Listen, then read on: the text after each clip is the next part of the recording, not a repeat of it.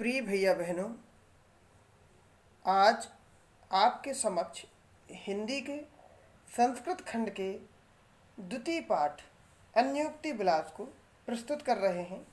तो आइए देखते हैं। अन्योक्ति विलासा अर्थात अन्य युक्तियों का सौंदर्य, यानी हम कह सकते हैं कि दूसरों के द्वारा कहे गए कथनों का आनंद। तो इनमें देखिए श्लोक है। तो प्रथम श्लोक देखिए, नितराम नीचो अस्मीति त्वाम खेदम कूप कदापि मा कृथा अत्यंत सरस हृदयो यतः परेशान गुणगृहीतासि। अब इसका शब्दार्थ देख लीजिए। नितराम अत्यधिक, नीचो अस्मीति अर्थात इसका संधि विच्छेद नीचा धन अस्मि धन इति। नीचा माने नीच या गहरा, अस्मि माने हूँ, इति माने इस प्रकार, त्वाम माने तुम, खेदम माने दुख, कूपम माने हे कुएं, कदापि कभी, माँ मत, कृथा करो, अत्यंत सरस हृदय अत्यधिक रस से भरे हुए हृदय वाले, यतः क्योंकि, परेशान दूसरों के, गुण गृहीतासि गुणों को ग्रहण करने वाले या रस्सी रूपी गुणों को ग्रहण करने वाले। गुण माने रस्सी भी और गुण माने गुण भी। तो आइए देखते हैं पहले श्लोक का अर्थ। नितराम नीचु अस्मीति त्वाम खेदम को कदापि मा कृथा। तो सबसे पहले हम देखते हैं इसका प्रसंग। तो प्रस्तुत श्लोक हमारी पाठ्य पुस्तक हिंदी के संस्कृत खंड के द्वितीय पाठ अन्योक्ति विलासा नामक प्रकरण से अवतरित है। अब इसका अर्थ देखिए। इसका अर्थ है, हे कुएं, मैं अत्यधिक नीच, कोष्टक में लिख सकते गहरा हूँ। हे कुएं, मैं अत्यधिक गहरा हूँ। मैं किसके लिए? कुएं के लिए। तुम इस प्रकार कभी खेद मत करो। तुम इस प्रकार कभी खेद अर्थात दुख मत करो, क्योंकि तुम तो अत्यंत रस से, कोष्टक में जल, जल रस अर्थात जल, अत्यधिक सरस हृदय वाले हो, जो कि दूसरों के रस्ती रूपी गुणों को ग्रहण करते हो। दूसरा, नीर क्षीर विवेके हंसालस्यम तुमेव तनु से चेत विश्व अस्मिन अधुना अन्य कुलव्रतम पाल्यस्यति कहा।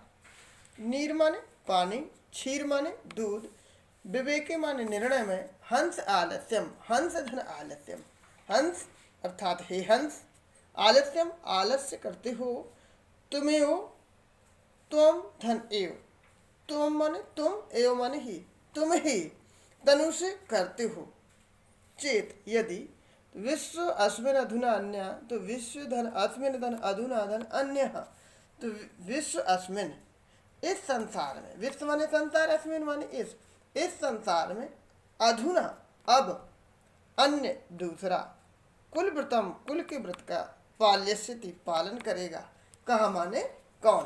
तो प्रत्येक लोग देखिए, नीर क्षीर विवेके हंस आलस्यम तुमेव तनु से चेत। इसका संदर्भ उसी प्रकार रहेगा जैसे अभी पहले बताया। आप लोग जानते हैं कि जो पाठ के किसी एक पद्यांश में, गद्यांश में, श्लोक में एक बार संदर्भ होता है, वही बार बार रहता है।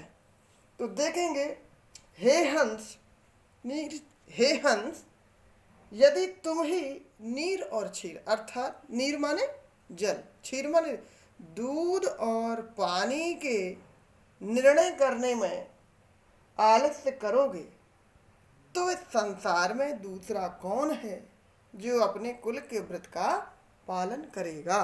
अब देखिए दूसरा श्लोक।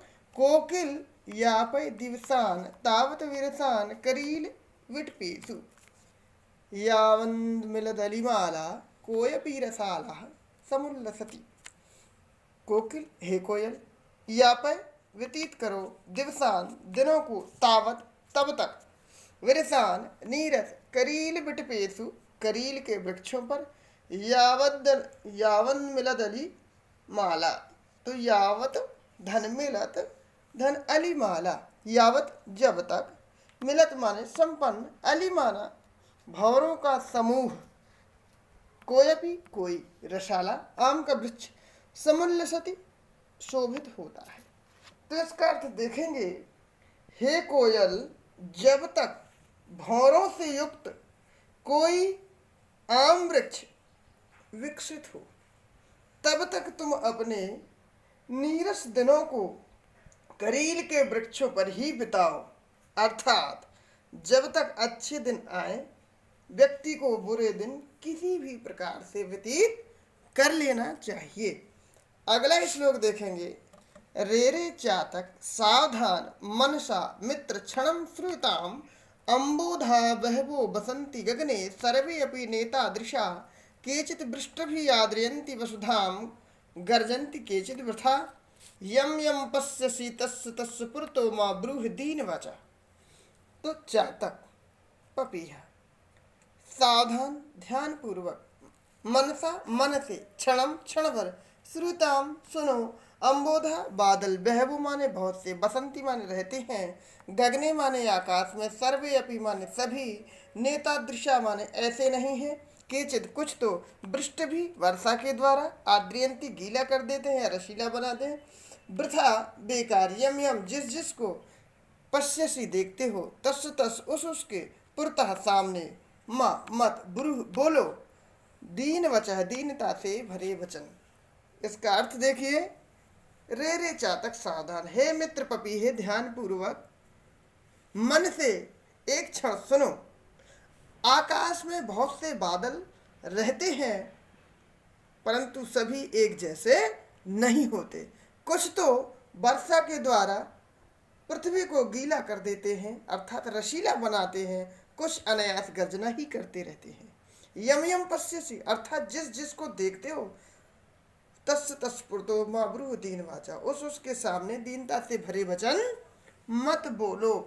अब देखिए अगला श्लोक है, नावई ताड़नात् तापनात् वहिन्न मध्ये नावई क्रियात् किलसाय मानो अहमस्मि सुवर्णस्य मे मुख्य दुखम तदेकम यतो माम जना गुंजाया तौलयन्ति। वही निश्चित रूप से, ताड़ना पीटने से, तापना तपाने से, वहिन्न मध्य माने आग के बीच में, क्रियात बेचने से, किलसायमान है दुखी, अहम माने मैं, अस्मि माने हूँ, स्वर्ण सोने का, मे माने मुझ, तदेकम वह एक है, यतः कि माम मुझको, जना लोग, गुंजाया घुंचू से, तौलयंती माने तोलते हैं। अब इसका हम अर्थ देखेंगे कि मैं सोना या स्वर्ण ना तो पीटे जाने से, न अग्नि में तपाए जाने से और न बेचे जाने से दुखी होता हूँ।